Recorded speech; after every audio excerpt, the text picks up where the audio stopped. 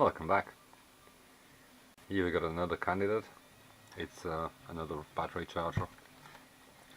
This is 18 volts on it, and I'm just checking if the battery is any good. So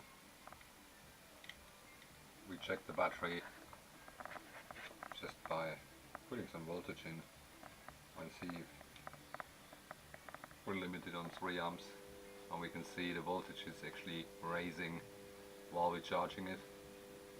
So the battery is probably not dead. Sorry, I tried to hold the camera and film at the same time, but we're measuring about 7 volts, so it's not completely dead. It may have some issues, but the charger is definitely dead, so we need to look into the charger. It's an 18 volt power drill. I don't know what make that is. What does it say? Pro user, whatever that means. Anyway, I think the drill is working. It's just the battery charger and the battery which doesn't. Alright, let's look inside this one here. I hate this. I really hate if people think, or manufacturers think you're stupid. I don't know if that's visible, but you can't use a normal flat blade screwdriver because there's a dimple in the middle. So you need one of these special tool bits, which I hopefully have one, to get the screws out. It's just so stupid. You need one of, I don't know if it's visible, you need one of these to get these bloody screws out. I don't know. Do they think it's not going to be opened or what? I don't know. It's just a pain in the neck if you want to repair something. And luckily I found one. Nowadays you can buy this. 10-15 years back it was sometimes difficult to get them, but nowadays they're usually most of these bit sets actually. It's just finding the right one. Anyway, let's open it and have a look inside. It looks a bit weird and dirty inside. Look at that. Don't know what that is, what came out, but don't know what that is. Yeah, we'll check what's going on here. Maybe the transformer is shot. It's an old style with a transformer. Nowadays they got switching power supplies in it. Let's see. Believe it or not, the transformer is actually glued to the bottom. You can't get it off. There's no screw. It's just glued down there. There might be a temperature fuse here. Feels like. So first we cut that and see if the cable is good. If not, we just check what's wrong with the cable. Otherwise the transformer has a thermal fuse somewhere, which is probably busted. Common problem with those because they are permanently on. There's no fuse here, only the fuse in the plug. And if they plugged in, the transformer is always on, and if they get covered they get too hot and then they die. Very common issue with these things. As expected, it's a thermal fuse which is here. This is the fuse, and it has no continuity. The transformer itself seems to be alright. I measure about 70 ohms or so. That's about right. But this thing is dead. So we need to pinch it out, see if we have one in the right size, and put it back. You should not run these transformers without the fuse. It's just no good. Because if this thing overheats, it just catches fire, because the 5 amp fuse in the plug will still allow this thing to melt down. So it's better to have temperature fuse. And again, it happens because these things are permanently plugged in, eventually covered with something. This was full of whatever dust, and yeah, it's not the first time I see that. So let's check if we got a fuse. Well, we got all sorts: 167, 216, 240 and 139, and that's 125, so we're going to fit 139. That's about right. About a few degrees, shouldn't matter. At least we have some protection. I always keep them. We have another piece of kit where we need a 260 or 240. We're going to do soon. Same problem, temperature fuse blown. Okay, let's fit that, and pretty long wires on it, no? Let's fit that and see if it works. If you solder this, you need to hold it with a pair of pliers to get the heat away, because the solder temperature is higher than the fuse, so we just held it with a pair of pliers, and we'll check if it's still okay, because you're gonna be really quick, because otherwise the energy goes into the fuse, and 139 is very low. So alright, let's check it. So it was a bit of a challenge getting the cover back on, but we heat shrinked everything, so it's alright. Let's power it on and see if the fuse pops or not. We don't know. That one here. The light stays on, that's good. Still doesn't work.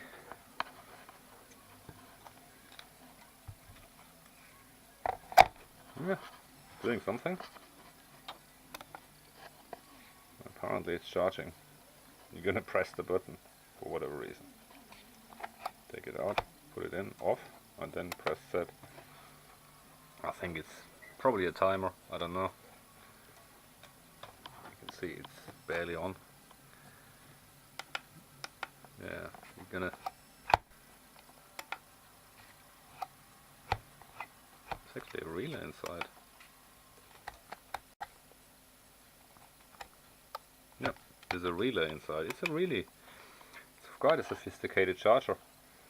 Anyway, let's let charge a little bit and see if the battery comes up with some voltage. The red light is a bit dim, and especially if it's getting warm. But the transformer isn't humming, so I think it was, as I said, there was a lot of debris inside, and that probably caused our problem. Anyway, we'll let that charge for a few minutes, check the voltage. It was about 7 volts or so. If it's actually raising, it's good. We put the screws back in and just charge that, monitor the temperature a little bit, just make sure it's not getting hot. Because I'm always worried if a transformer blows the fuse, it could be the transformer having a short, and then it will get warm. It had 80 ohms, so it's about right. Well, 80 ohms DC though, so that's, if you consider the inductance, it's not drawing a lot of current actually on an AC supply. Anyway, we'll let that run for a bit and see how it behaves. Just working through all the little jobs which are piling up. This is a charger which actually works, but the LED doesn't work anymore. So you don't know if you got power or not. We just charged the battery, so it's fine. It's for a power drill or for battery drill. So we need to look why this LED doesn't work. Well, quite a bit of dust in it. Let's clear that out. Well, it turned out it's not just the LED, it's actually the diode, which is completely shot. It's actually split, so it overheated. You can see that there are some remains of overheating here. So we need to sort that out. So we fitted a new diode. The good thing is always keep a little bit of distance to the board. I don't know if it's visible. I left about 5mm distance, and I don't know if this is visible.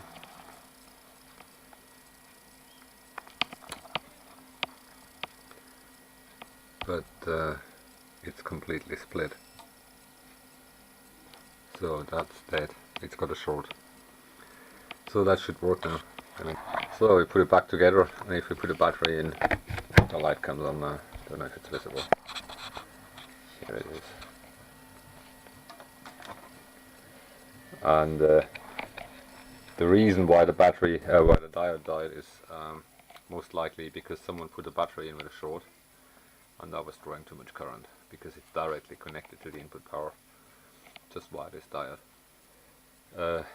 I think it's mainly as a reverse protection. So if you've got a battery which has a different polarity and you put it in, you don't gonna fry everything. Alright, another one done. Not a difficult one, but it had to be done because we want things working okay here. And it was free. It came with some job lot. So now we got a charger for our battery drill, because I had the drill but no charger. So I think we know why the charger overheated. the battery is dead. We are getting, if I charge that full whack at 18 volts, let me do that somehow, maybe I can film and hold up at the same time. I have no tripod today. We can see we're at 18 volts and we're drawing 3 amps and the battery is getting warm. It shouldn't draw 3 amps anymore.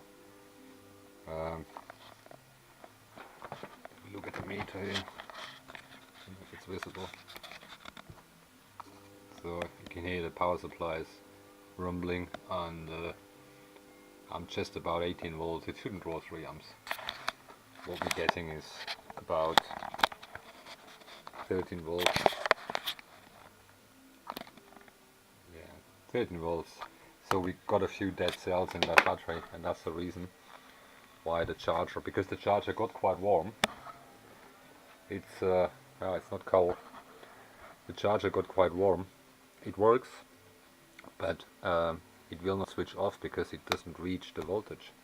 That's a bad thing. It's just a poor design, because it should actually switch off at some point. But again, with a faulty battery which is doing 13 volts, you cannot. It's just never going to reach the 18 volts, which just says on the label. It says 18 volts, 1.3 amp hours. So whatever I do with charging, it's 1 or 2. No, it's going to be 3 cells must be shortened. They don't do anything. If I go down to 16, let me try that. I'm now down at 15 volts. I'm trying to, and we're getting 14.5 and still 1.5 amps. Shouldn't be the case, because yeah, it's not raising the voltage. The current doesn't drop at all. Should, at this current it should actually drop, but it doesn't do it. So we got dead cells, and that's our problem. If we measure again, yeah, we're getting 12.8. So 13 volts is the maximum I get out of it. That means some cells are actually dead. So no hope for that, except we find a new battery.